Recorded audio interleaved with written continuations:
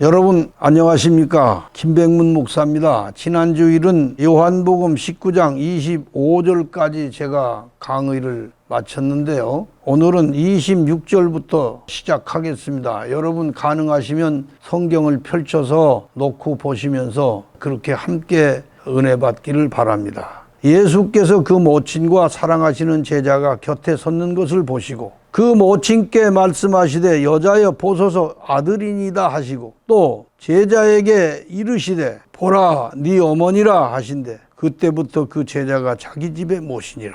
이모라고 한 여인은 세베대의 아내이고 요한의 어머니입니다. 예수님께서는 어머니이신 마리아에게 요한이 어머니의 아들입니다 하시고 또 요한에게는 보라 네 어머니다 라고 말씀하셨어요. 이때부터 요한은 예수님의 어머니를 자기 집에 모셨다고 기록했습니다.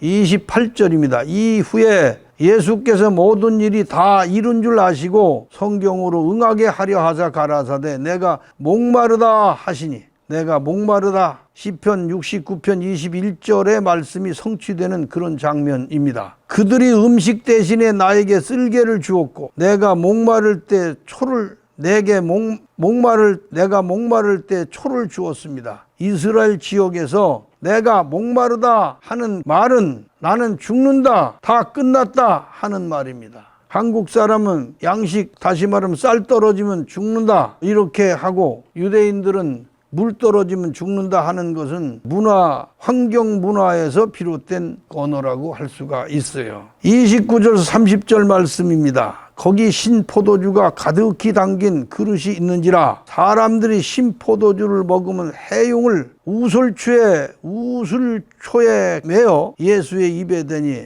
예수께서 신포도주 받으신 후 가라사대 다 이루었다 하시고 머리를 숙이시고 영원히 돌아가시니라. 신포도주가 가득히 담긴 그릇이 있는지라. 신포도주는 마실 수가 없는 만큼 초처럼 아주 값싼 포도주입니다. 그것을 해융에 적셔가지고 갈대처럼 생긴 우슬초에 메어서 예수님의 입에 댄 것입니다. 예수님께서는 그 신포도주를 받으신 후 다 이루었다 말씀하시고 머리를 떨구셨어요. 그리고 영원한 세계로 돌아가셨습니다.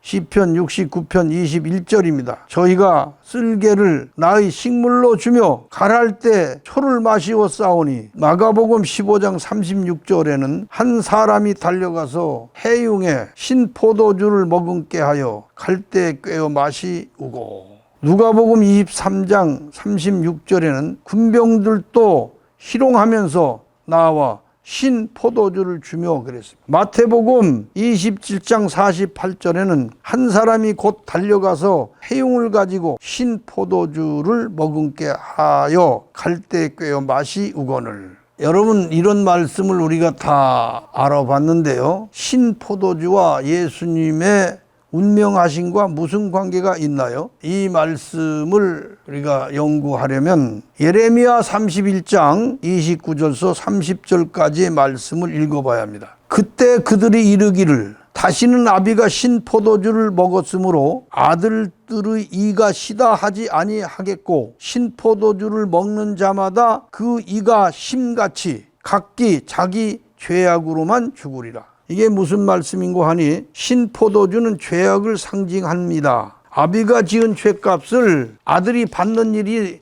다시는 없을 것이다. 그런 말씀인 것이에요. 에스겔 18장 2절에 또 말씀이 있어요. 너희가 이스라엘 땅에 대한 속담에 이르기를 아비가 신포도주를 먹음으로 아들의 이가 시리다고 하면 어찌미뇨. 나 주 여호와가 말하노라. 내가 나의 삶을 두고 맹세하노니 너희가 이스라엘 가운데서 다시는 이 속담을 쓰지 못하게 하리라. 아비가 죄를 지었으므로 아들이 죄 가운데 출생하였다는 속담을 다시는 쓰지 못하게 하리라 한 것입니다. 예수님께서 신포도주를 받으신 후 다 이루었다고 하시면 예수님이 돌아가심으로 모든 죄값을 다 청산하시고 끝내셨다. 그런 말씀입니다. 예수님께서 육체로 당하신 모든 저주와 고난과 죽음은 이스라엘 백성의 영적 상태를 보여주는 것입니다. 예수님의 부활은 율법에서 죽고 새 복음으로 살아나는 것, 새로 출생한 것을 보여주는 그런 장면입니다. 새 복음에 있는 사람은 죄악의 저주와 전혀 연관되지 않는 것입니다. 예수님의 부활은 이제 우리가 정신적으로 살 것을 보여주시는 그런 것입니다. 그러므로 예수 믿는다는 것은 정신 문제이며 영의 문제인 것입니다. 예수님께서 십자가 위에서 신포도주를 받으신 후 다 이루었다 하시고 운명하신 것은 우리의 죄와 율법과 저주의 권세에서 해방하시기 위한 것입니다. 우리가 만일 율법으로 돌아가고 죄와 저주 아래 사로잡힌다면 예수님께서 당하신 십자가의 고난을 헛되게 하는 것임을 명심해야 할 것입니다.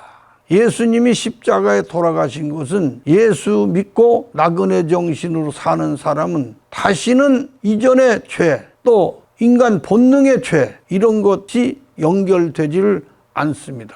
아비의 죄가 자식에게 이어지지 않듯이 육신의 죄가 내가 영으로 사는 사람에게 다시 이어지지 않는다는 뜻입니다. 우리나라에도 그 아버지의 죄가 자식에게 이어지는 그런 것을 연좌제라고 하는 것이 있는데요. 연좌제. 지금은 뭐 그런 게 없는 것 같은데 유대인들에게도 그런 것이 있었어요. 아비의 죄가 자식에게 이어지는 것. 이게 아담의 죄가 인류에게 이어진 것과 같은 내용입니다. 그러나 지금은 이제 예수님이 십자가에서 죽으신 후 신포도주를 받으시고 다 이루었다 하신 그 말씀 이후 우리가 예수를 믿고 우리가 나그네 정신으로 하늘나라를 향해서 가는 정신적인 사람이라면 육체에 관계된 모든 죄는 다 이제 우리와 상관이 없게 된 것이다, 그런 얘기입니다. 그래서 우리가 예수를 믿기 전에는 육체대로 살고 육에 의해서 살았지만 이제는 육체와 상관없이 사는 정신적인 삶을 배우고 훈련하는 것이 믿음의 생활이라, 그런 얘기입니다. 율법은 육체의 법이고 복음은 정신과 영의 법입니다. 율법은 육에 상관된 것이고 영은 심령에 상관된 것입니다. 예수님께서 우리에게 육체와 상관없이 정신으로 사는 삶의 본을 보여주셨습니다. 예수님께서 우리를 위해서 십자가에서 죽으시고 우리 죄를 다 담당하시고 사해 주셨으니 우리는 그저 예수 믿기만 하면 된다, 이런 주장을 하는 것이나 예수님이 다 행하셨으니 우리는 행하지 않아도 된다, 이런 믿음을 가르치는 교회가 있긴 있습니다. 그것은 아주 듣기에는 고소한 얘기죠. 그래서 그런 곳으로 사람들이 몰려가기도 하고 많은 숫자를 이루어서 예수 믿는 진리가 거기에 아주 굉장히 크게 서 있는 것처럼 사람들은 그렇게 받아들일지 모르지만 그거는 잘못된 것입니다. 예수님께서 육체와의 관계를 끝내시고 부활하신 것처럼 우리도 부활의 정신을 받아가지고 부활의 정신으로 살아야 합니다. 우리의 부족한 것은 예수님께서 채워주십니다. 예수님께서 채워주시는 것은 나그네 정신으로 사는 사람이지 나그네 정신으로 살지 않는 사람을 책임지는 것이 아닙니다. 나그네 정신으로 살지 않는 사람은 예수님과의 아무 관계가 없습니다. 믿음이라는 용어, 그것이 나그네 정신이에요. 나그네 정신이란 말이 믿음이란 용어예요. 자신은 예수를 믿고 예수 이름으로 능력 행하고 선지자 노릇하고 예수님과 깊은 관계가 있다고 주장한다고 해도 그 주장이 예수님에게 받아들여지는 것은 아니다. 마태복음 7장 22절에서 23절까지 보면은 능력 행하고 선지자 노릇하고 아주 그 예수님과 깊은 관계를 가졌다고 세상 사람들에게 인정받던 사람이라 할지라도 예수님에게 가니까 나는 너를 도무지 알지 못하니까 불법을 행한 자야 내게서 떠나가라, 이렇게 말씀하셨습니다. 포도주는 예수님의 고난의 정신을 상징한 것이고 신포도주는 그 고난의 정신이 변질되어 기복정신으로 변질된 것을 상징하기 때문에 기복정신은 뭐냐? 가능하면 쉽게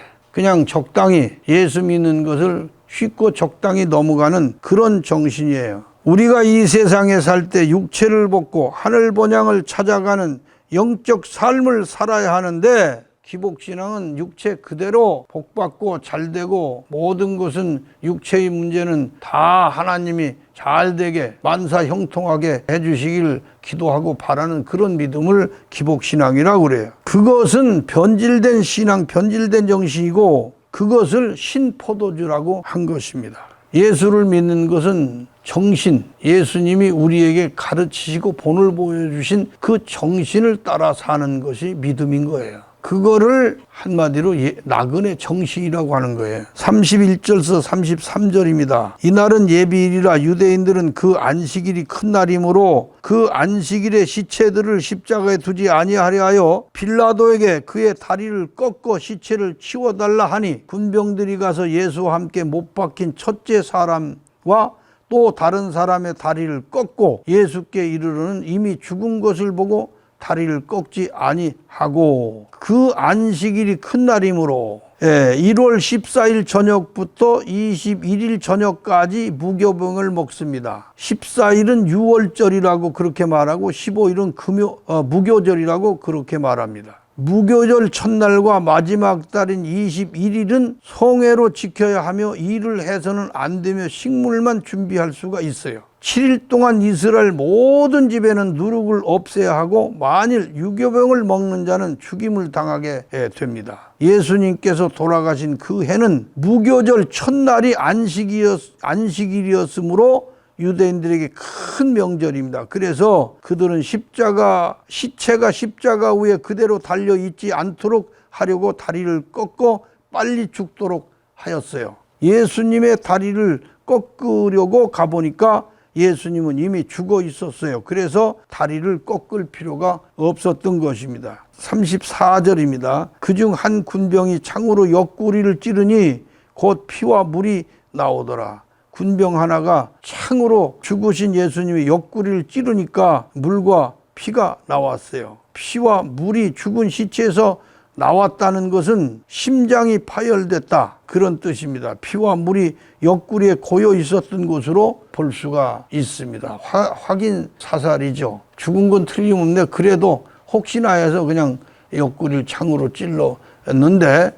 거기서 물과 피가 쏟아졌다는 것은 예수님이 죽으실 때 심장 파열이 됐다 하는 것은 아마 가룟 유다의 안쓰러운 종말 때문에 너무 괴로워하셨던 거 아닌가, 그렇게 생각이 됩니다. 35절서 36절까지입니다. 이를 본 자가 증거하였으니 그 증거가 참이라. 저가 자기의 말하는 것이 참인 줄 알고 저희에게 믿게 하려 함이라. 이 일이 이룬 것은 그 뼈가 하나도 꺾이우지 아니하리라 한 성경을 응하게 하려 함이라. 그 뼈가 하나도 꺾이우지 아니하리라. 출애굽기 12장 46절 말씀입니다. 양고기를 한 집에서 먹되 그 고기를 조금도 집 밖으로 내지 말고 뼈도 꺾지 말지며, 6월절 양을 잡아서 먹을 때 뼈를 꺾지 말라고 하신 것입니다. 그 뼈는 예수님을 상징했기 때문입니다. 피는 문설주에 바르고 양고기는 구워서 먹고 뼈는 꺾지 말고, 양고기는 예수님 말씀을 상징하였고 피는 예수님의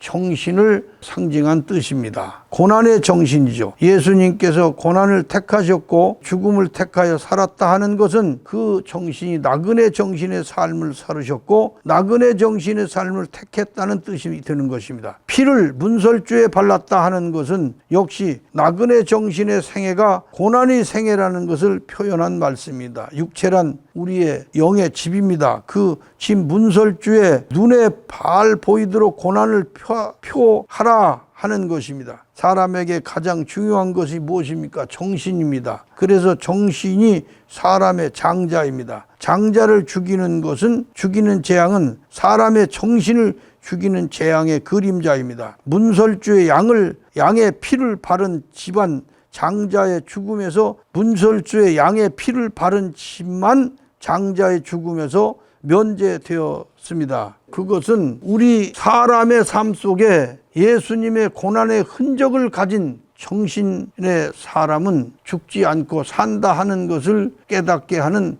말씀입니다. 양뼈를 꺾지 말라고 하신 것은 나그네 정신이 영적인 뼈이고 성경 말씀 속에 나그네 정신이 뼈 중에 뼈인 것을 우리에게 알게 하시는 그런 말씀입니다. 나그네 정신이 성경 말씀 속에 뼈 중에 뼈라는 이 사실은 시대가 변하고 역사가 바뀌고 세상이 바뀌어도 결코 변하지 않는 진리입니다. 예수 믿는 사람에게 나그네 정신은 꺾여서도 안 되고 꺾이지 않는 정신이 되어야 함을 다시 말씀드리면서 오늘 이 말씀 여기까지 하고 다음으로 이어가겠습니다. 고맙습니다.